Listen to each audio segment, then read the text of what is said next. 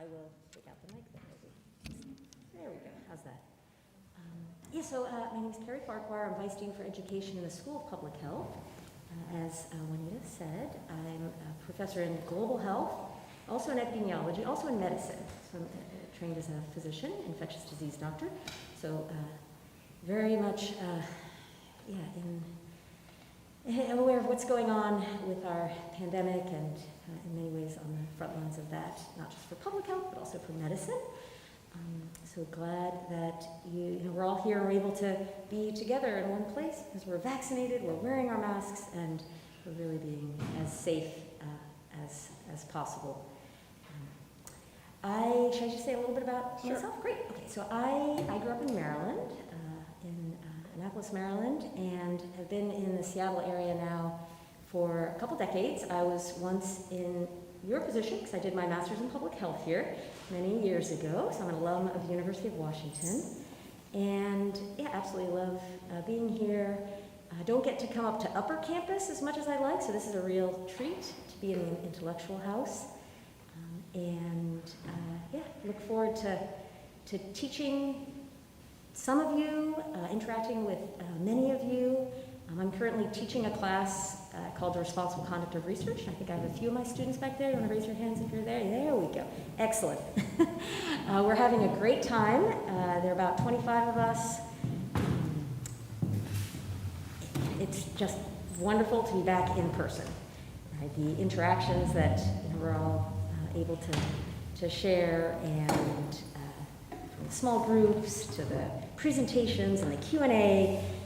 A year and a half of Zoom was enough. So looking forward to doing more of that and getting to know many of you better. So I work very closely with Juanita, and one of the areas that we wanted to discuss with you today was course evaluations, which is really important because as Vice Dean for Education, I work very closely with the instructors and TAs, all the faculty involved in teaching and everything that goes into teaching, the curriculum and accreditation and so on. And for that, we rely very heavily on what you, the students, think about what you're receiving in terms of your education, because we want to absolutely give you the highest quality education as possible. So with that, shall we jump in here? Yeah. So we are going to go through this little sort of Q&A about course evaluations. Again, as we've talked about, orientation is an opportunity for you to hear about how things run at the UW School of Public Health. The goal being that we really want to be partners about your impressions of instruction and the learning context, and we want to receive that in a way that is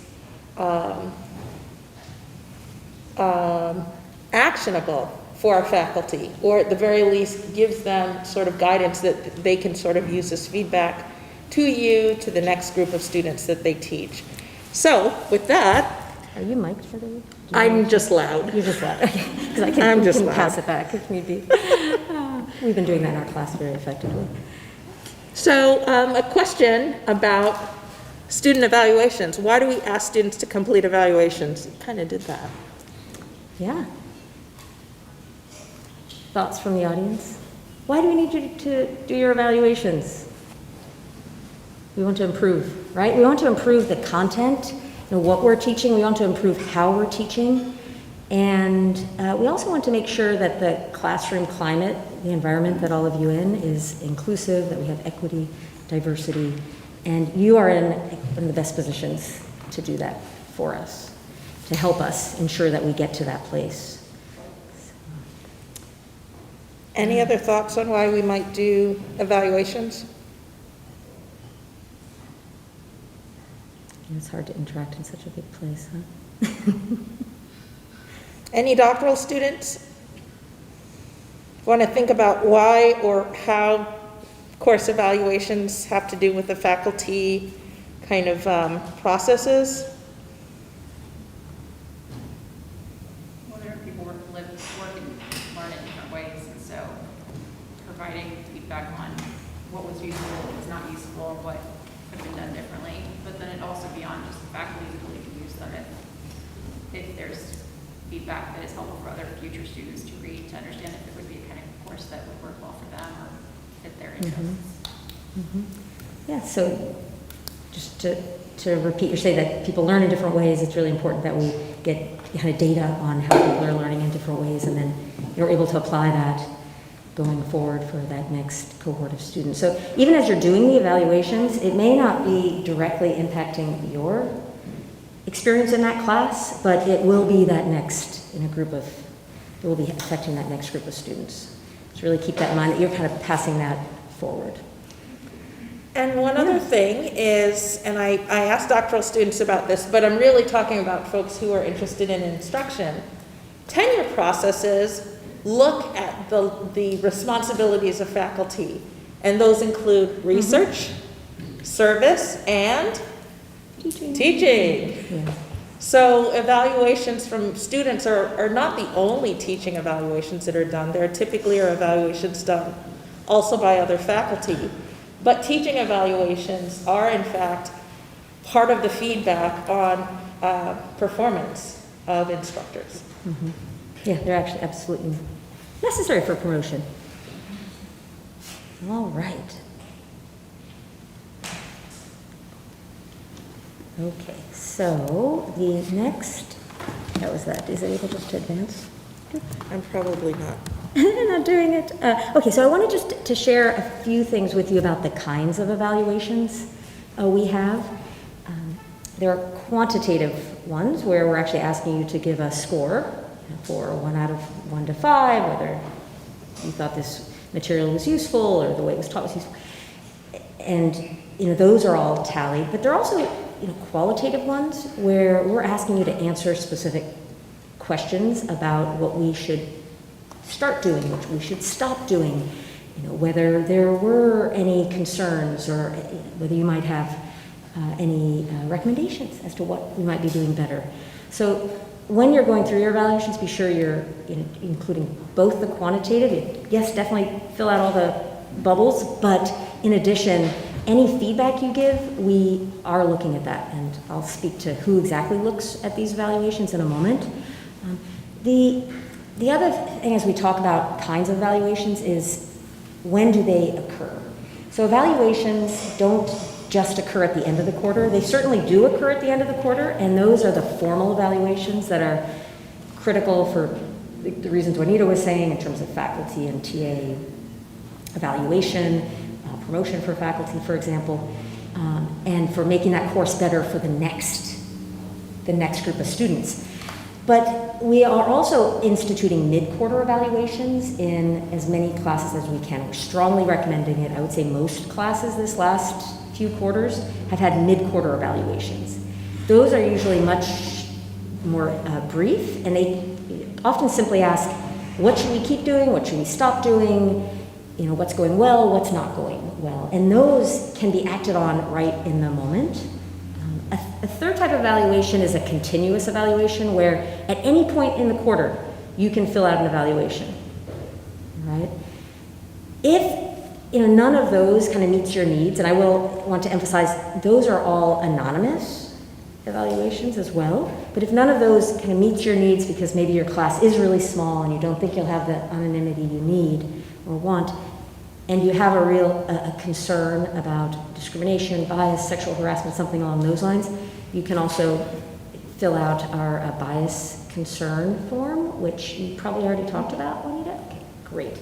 And that should be easily accessible through your syllabus and your Canvas page there. I think that was what I wanted to say about the types and kinds of evaluations that we have. Anything you wanted to add on that, or should I just move? Sorry. Just, these are all fairly prescribed. Mm-hmm. You can always just talk to your instructor and TA too. Yeah, absolutely.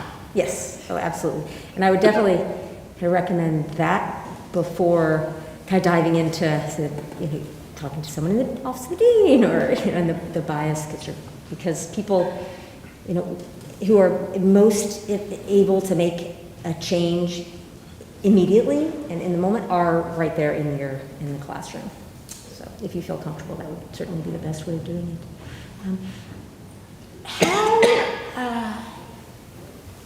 Maybe I should ask you one. How can students be most effective when they're giving feedback, when they're writing their evaluations? What are you thinking? I'm going to give you the mic so make sure people can hear you. You don't have to shout. Okay, so here's the question. What type of things do you think you should share in those evaluations?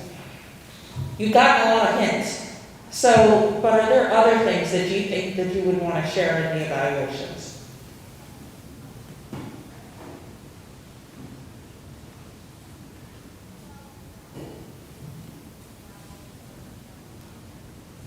You can share what's working well, share positives, things to continue. Definitely. Yep. I'm sure it's not working well. Yeah, go ahead. Suggestions for improvement on how to do better next time. Mm-hmm. Great. Yes, I'm really glad you brought that up because I think that's one of the things that's most helpful is when a student says, not just this is terrible, this doesn't work at all, and it says, well, this isn't working so well for me. However, maybe if we had shorter breakout groups or we had smaller, numbers of students in our section, it would be more effective for me.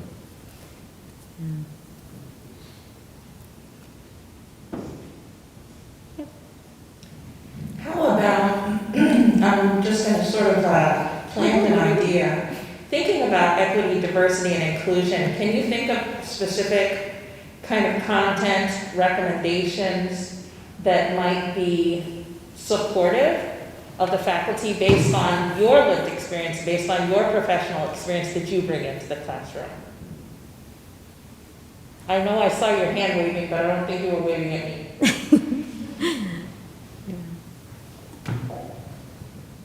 I know someone's thinking something that they want to share with all of you because you all are on each other's team now, right? Someone's thinking it. You don't even have to raise your hand, just raise your voice.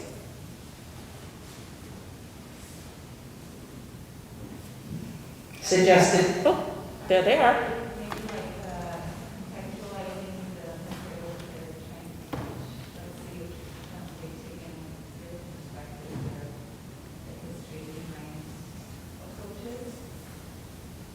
Do you want to repeat it? Did you hear it well enough to repeat it? I think what you're saying is contextualizing the content.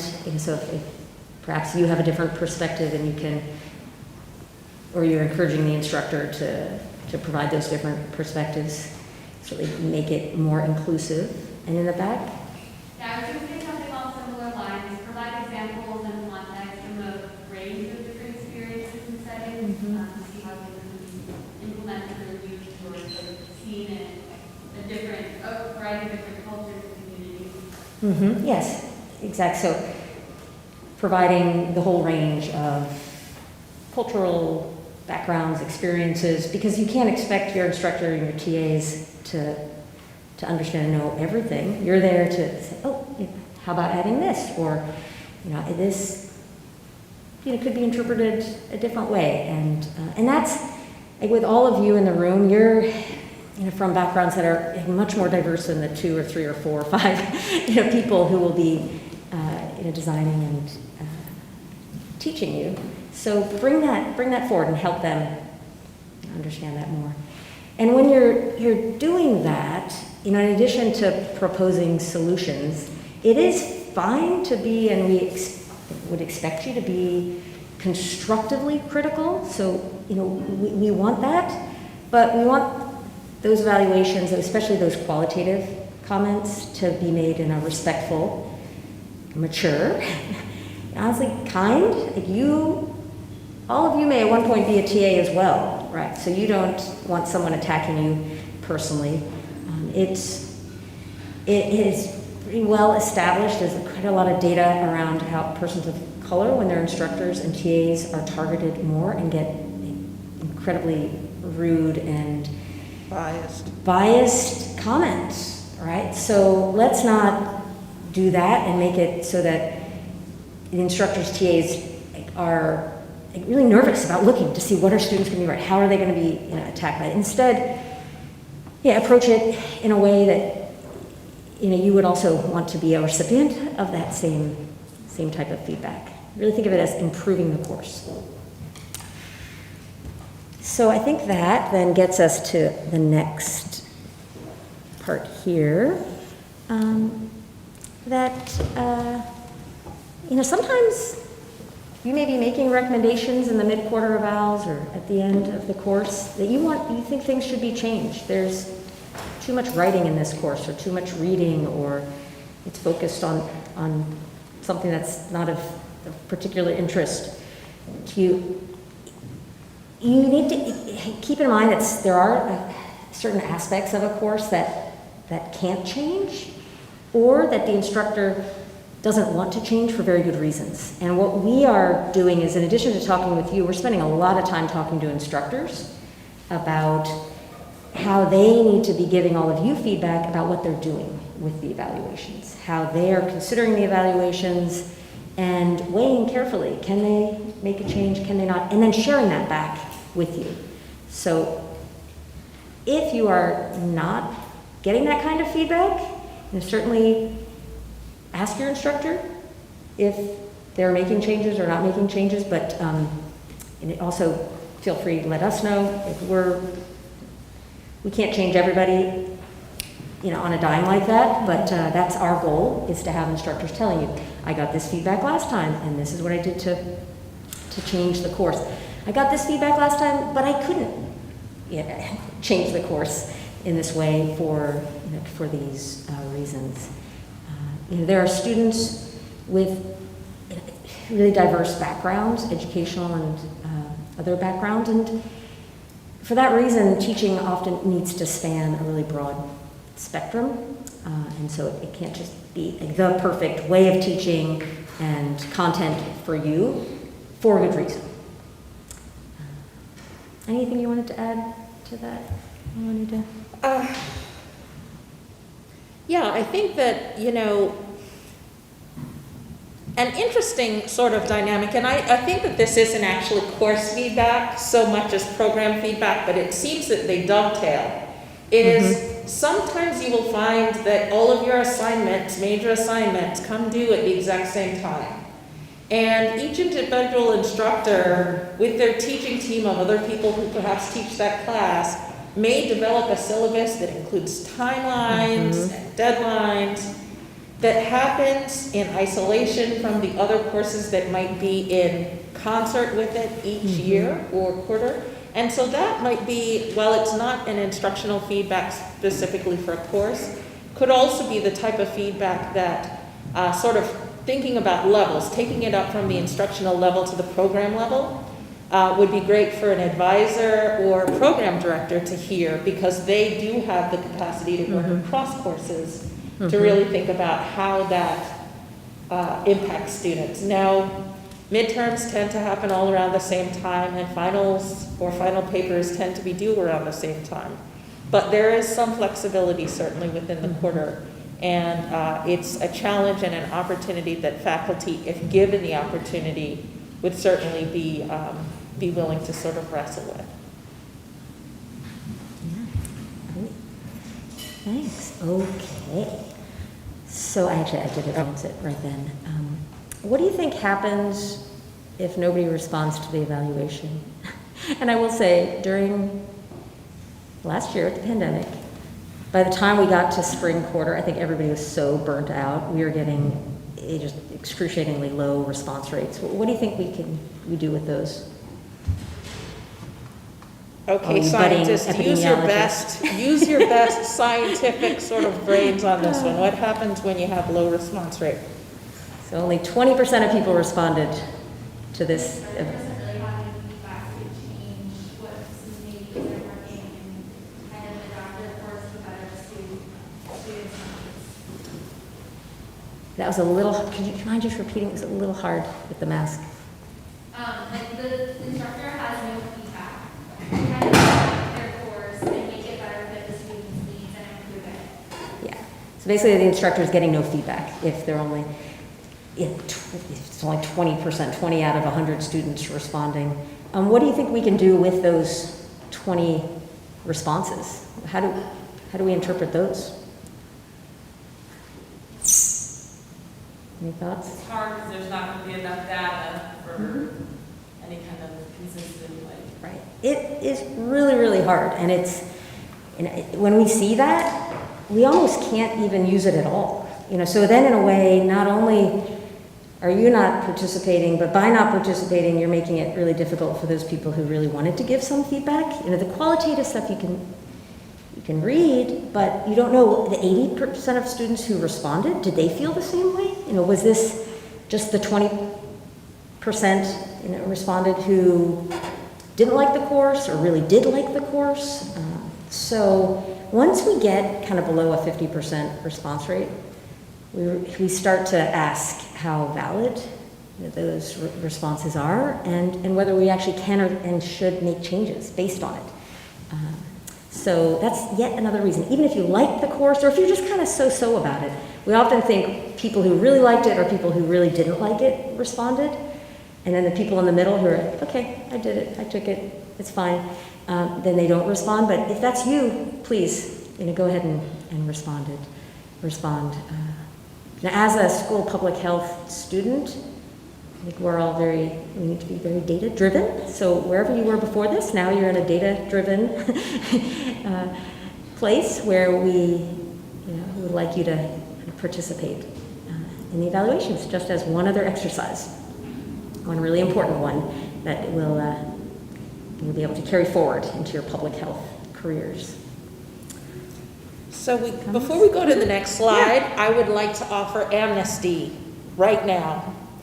If you had ever not submitted the evaluations for a course, what were the reasons you didn't do it? And again, amnesty. We're not holding it against you, but what's the reason you didn't?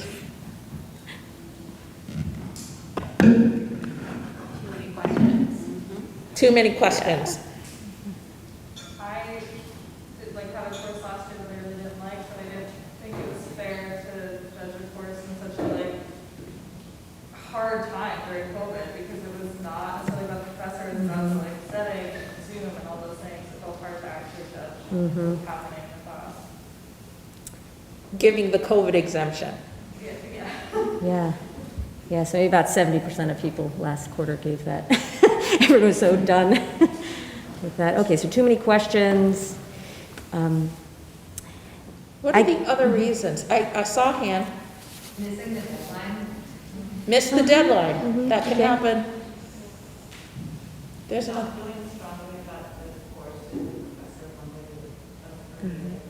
Okay, so just being in that middle zone that I was saying, please, if you're in that zone, all the same, we need to hear that you thought it was kind of okay, but not great, not terrible. That's okay too. Because otherwise, if we only hear from the people who really don't like it or really do like it, then we have these two opposite, and believe me, this happens not infrequently. has anyone ever not submitted because you weren't sure that anyone was going to read them? I've heard that. I just know, yeah, okay. Excellent. Yeah. This is amnesty, remember, and you're all wearing masks, so. Yeah. So I don't like it sometimes when it's like a yes or no question. Like I like it when there's a scale. I feel strongly, I feel neutral, that kind of stuff. Because sometimes I can't fully decide how I feel about it. Yeah.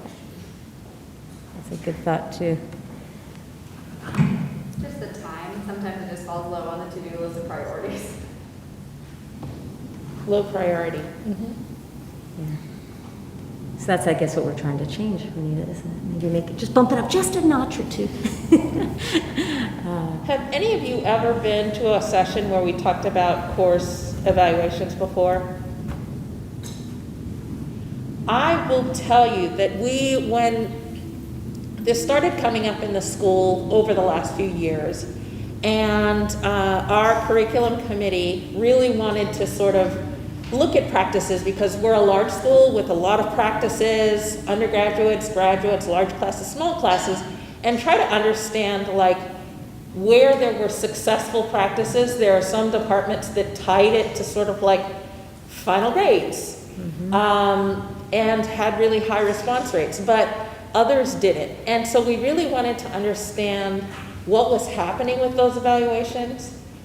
We found that oftentimes more was happening with the evaluations and more was being done to review them than many students thought. There was a general student sense that, oh, people didn't read them.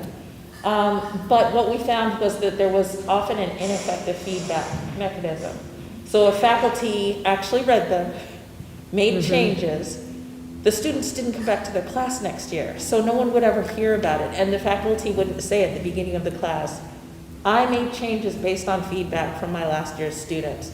And so we wanted to address that, but then we also realized, as we were talking with the students who were on the curriculum committee, that students did have some of those real concerns that you have shared, and no one had ever talked to them about course evaluations until the day would come up in the course where it's like, today is course evaluation day.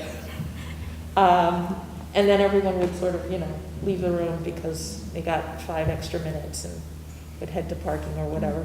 We also found that classes where instructors gave time in class had higher evaluations. Right. Question in the back or the side? You mentioned classes where the evaluation was tied to people's final grades. Are they anonymous though? Like, are they No, always so, anonymous? yeah, they are anonymous.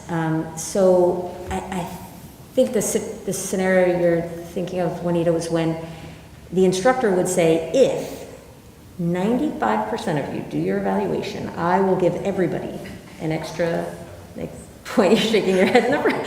I'll give everybody a bonus, like 0.1 on their, whatever, maybe that would be too much, but whatever. They give something on their overall score. So it was kind of tied to a collective effort Response. to get all Okay.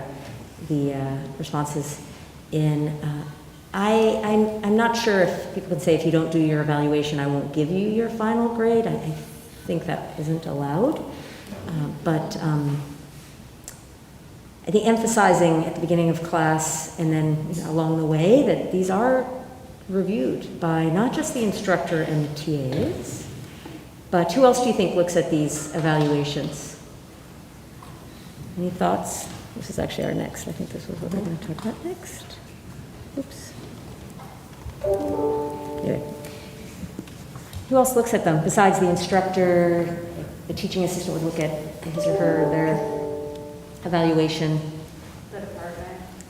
The department, right. And in the department, the chair of the department has access to all the evaluations.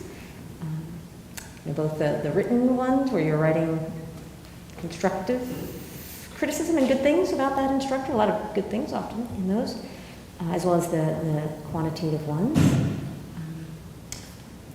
As a public institution, how much of like some of the evaluation stuff goes up to higher levels, like credentials, like and academic credentials and things like that? Accreditation. Yeah, accreditation, and like depending on, what courses will continue in the curriculum, or is that included? No, you're completely on the right path, which is that we, in our school-wide curriculum committee, as well as in our department or program curriculum committees, look at these evaluations. So if it's the Master's in Public Health program or PhD in epidemiology, we would be looking at the courses, the curriculum committee for epidemiology or for the MPH or for, would look at the courses, as would our school-wide curriculum committee, to determine if changes need to be made, either through instruction or content. Yeah.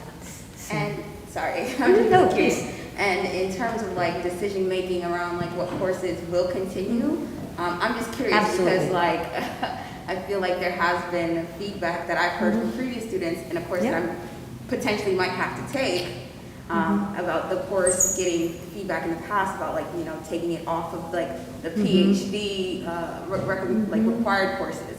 And so like, I want to know like who's part of that decision-making body and to what extent do students actually get to be part of that body? Yeah, so the student evaluations go into deciding, you know, whether a course might not be offered the following year.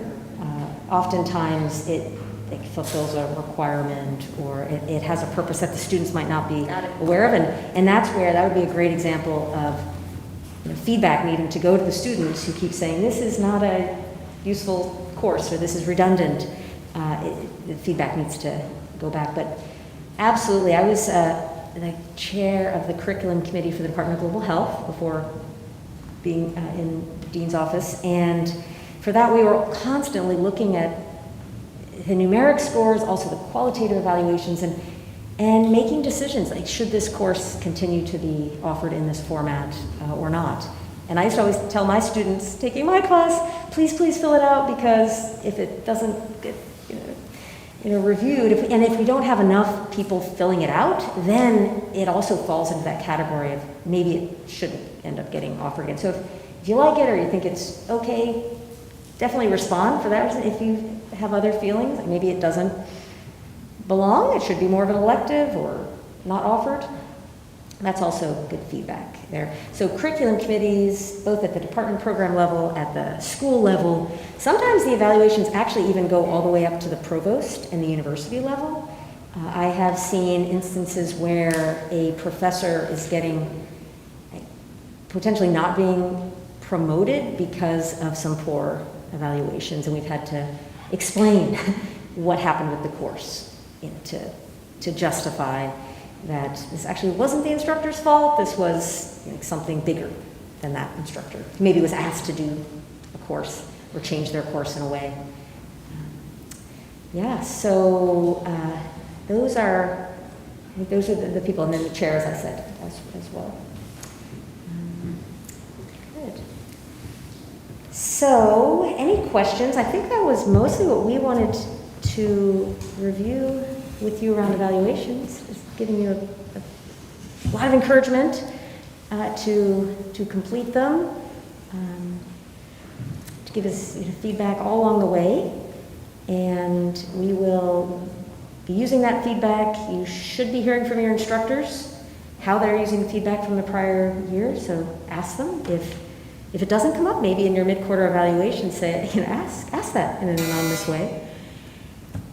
And yeah, follow the golden rule, because you will probably be a TA at some point, and would like people to be giving you feedback that's helpful and not hurtful. Yeah, so thank you. Enjoy your courses, and please do your evaluations. I'll pass back to Juanita. Thank you, Carrie.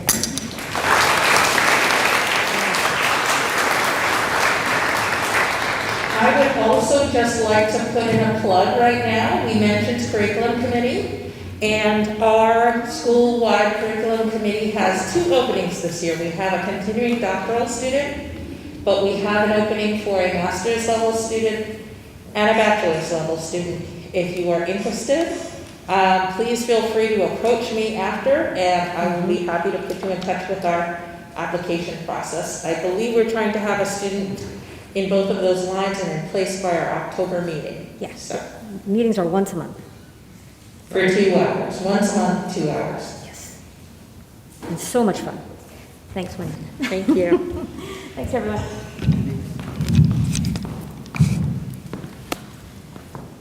Again, this is all about welcoming you and orienting you to University of Washington School of Public Health.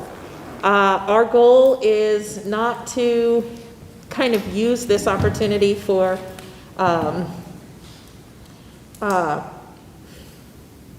arbitrary information, but information that sometimes gets looked at as sort of like assumed or given, when there are actually reasons for what we do, and to the degree that you're a part of the community and understand and can sort of like engage with us, then, you know, we can make the school a better place and really be responsive to what it is you need.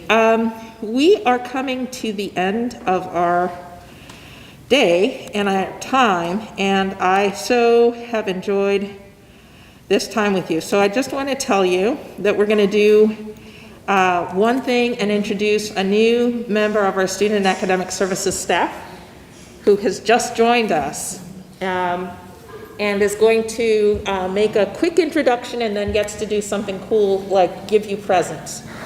So people always like that. I would like to introduce Darren Wade in his first kind of public pre-engagement as the inaugural Associate Director of Career Development for the School of Public Health. And he's just going to say a quick welcome and a few things about himself and some things he'll be doing, and then he gets to do the gift giveaway. Hello, my name is Darren Wade. I go by he, him, his pronouns. I will be the new Associate Director of Career Development, as Juanita let you know.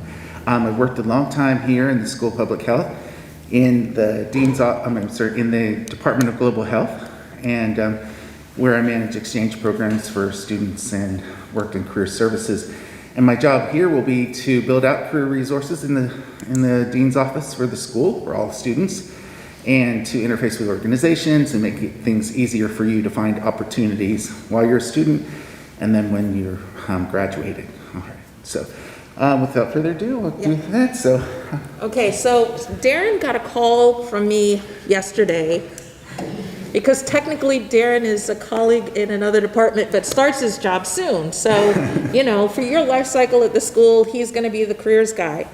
And so I thought that he could meet you here.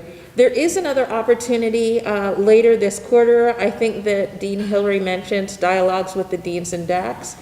And Darren is going to be one of the guests to one of those to sort of talk with you about your aspirations and the things that you wish you knew the last time you were in school that you hope that careers will help you with this time. Mm-hmm. But Darren's not doing that yet because Darren hasn't started, but we do have this really cool thing that we wanted to offer. And that is Health Science Common Book. So Darren, what do you know about the Health Science Common Book? Well, it's a book that everyone reads in order to sort of start conversation in the community, to get you to interact with people from across programs and also to discuss issues of importance in public health that we find. Yeah. So it's a book that's selected by our community. And is this like a public health book or like a textbook? Oh my. No, it is not. It is. It's a piece of reading that's enjoyable for you to read, and something that will add to your what you're doing. So give you a little break from your textbook reading, and give you a chance to delve into something of importance. So. And do you know what schools choose the Health Science Common Book? The 6 schools of the health sciences: social work, pharmacy, dentistry, medicine, public health, and nursing. Now you see why Darren's are no. In the last few years, we've had a great variety of books. The public health school has been really instrumental in student programming or community programming around the public health, or rather the health science book. We've had great dialogues even through the pandemic year with the authors for the Health Science Common Book, and sometimes the book gets built into instructional classes, or some of the programs actually do a full session on it at orientation. We aren't doing those same sort of dialogues this year because it's kind of #COVID, but we did buy a selection and bring a selection of common books for the last 5 cycles, minus 1. We did sort of skip a year. There was a book, we just didn't bring it.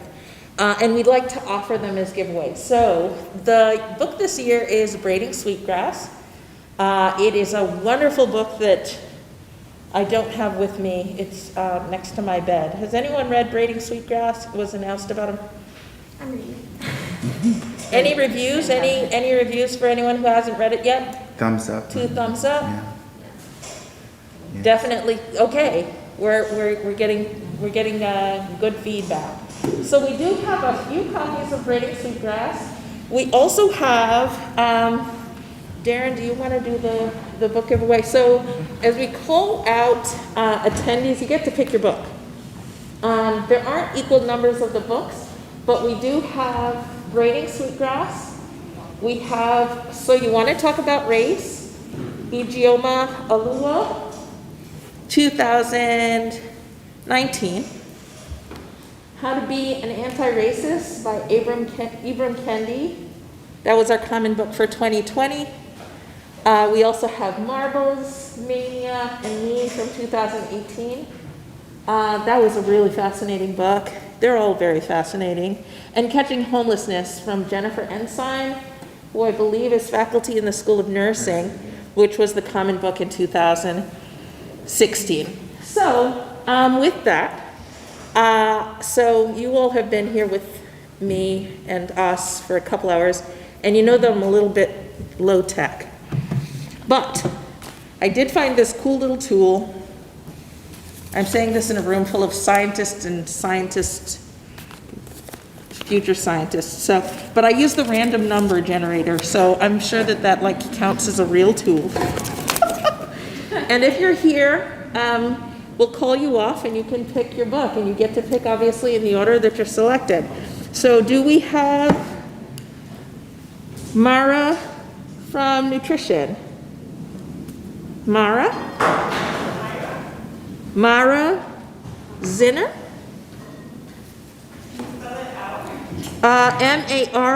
M-A-R-A-H. Last initial is Z. Sorry.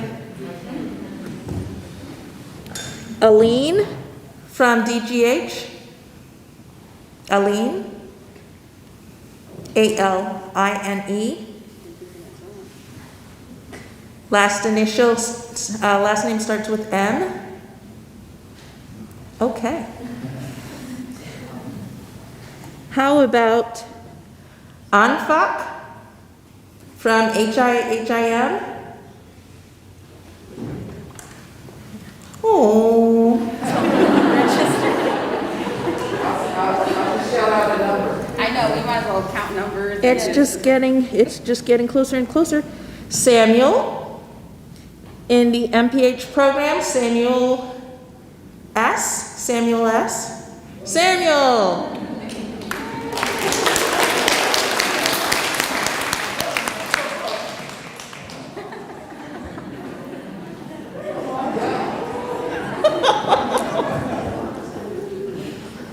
like the dessert dash.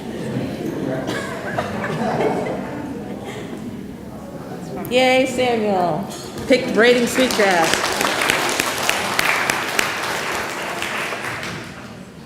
Mayra G from Nutritional Sciences.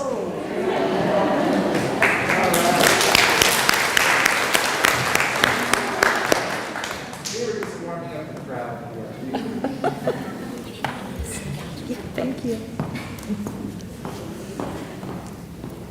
How about Megan R from DGH? Megan? Stop. Yay!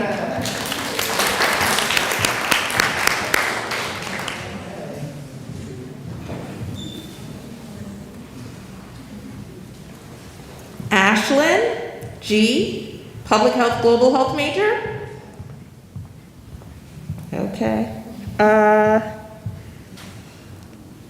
Callie, K-A-L-I-C from HS Pop. Woo!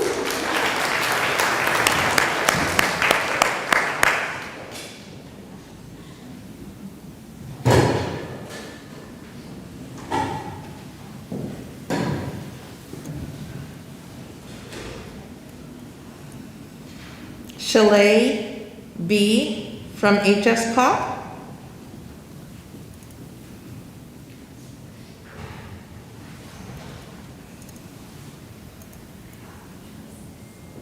Cal is still thinking about it.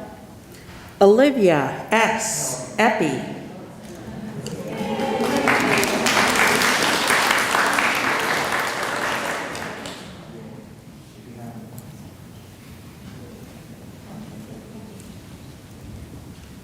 Happy reading. Chloe M. Public Health Global Health. Well, we know her. Did she leave? Oh, she didn't come. Olu S. Nutrition. Olu?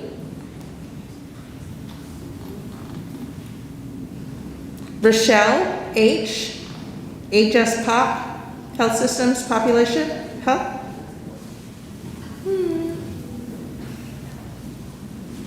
Amy L., HS Pop. Wow, okay. Lauren H., from Public Health Global Health major.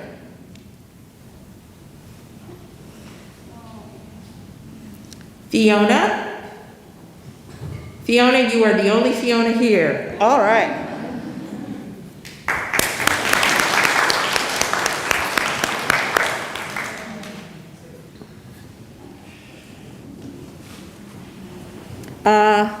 Maisha V, Nutrition. Maisha? How about Misha S, Nutrition?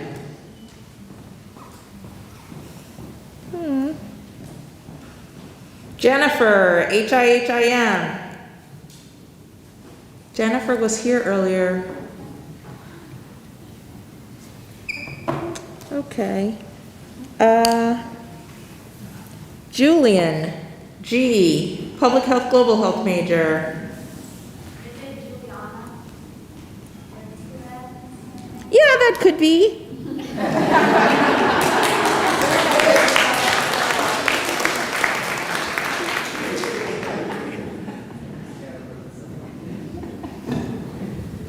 Hermona, G, Public Health Global Health major.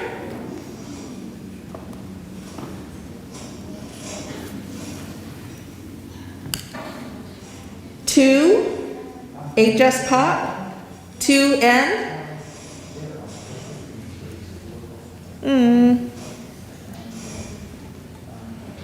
Karate, K, Public Health Global Health major.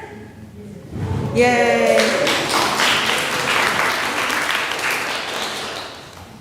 I should just go on record now before I mangle any more names. I can learn, so if you want to come up and tell me that was like really far off, I'm okay with that. Bailey C, Public Health Global Health major.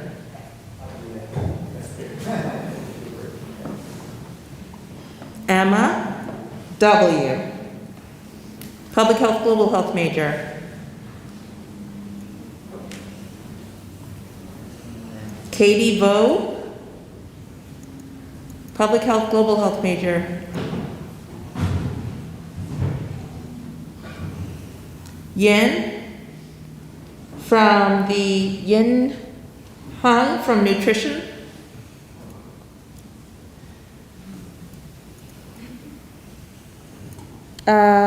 Brenda W,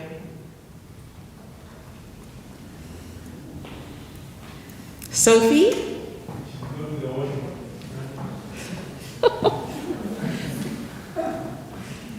FISA, Public Health Global Health.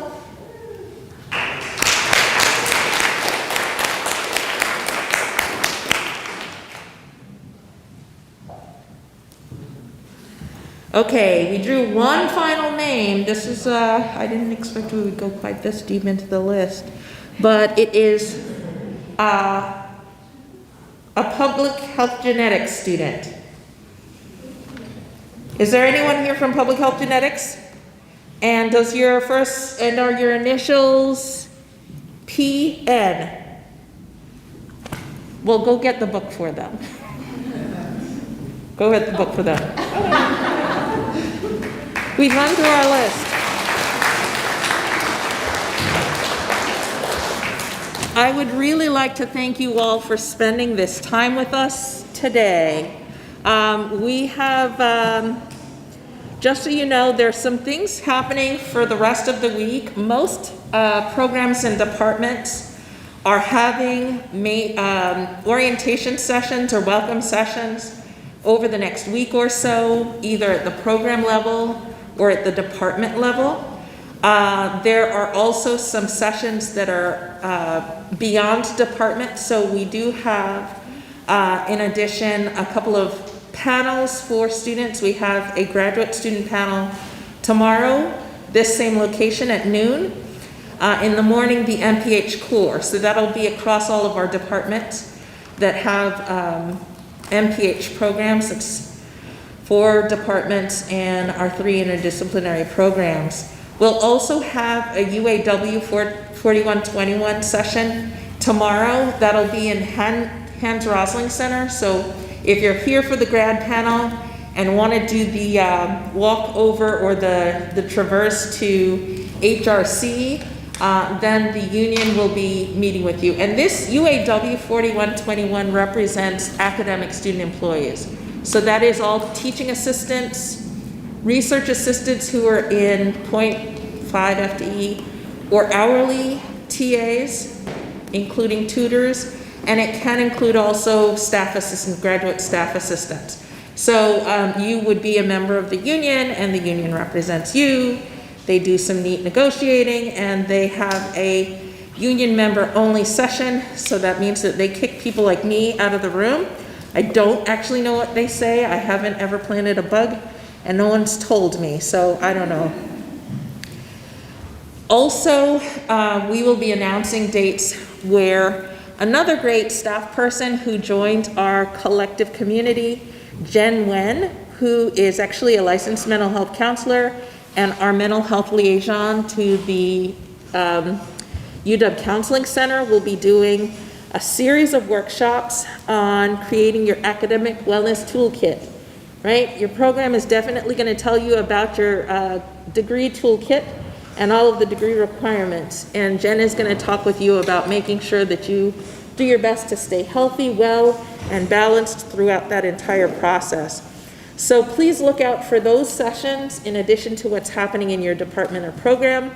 The university is also opening up, so there's lots of fun stuff happening that is open beyond the University of Washington School of Public Health to your experience as University of Washington students.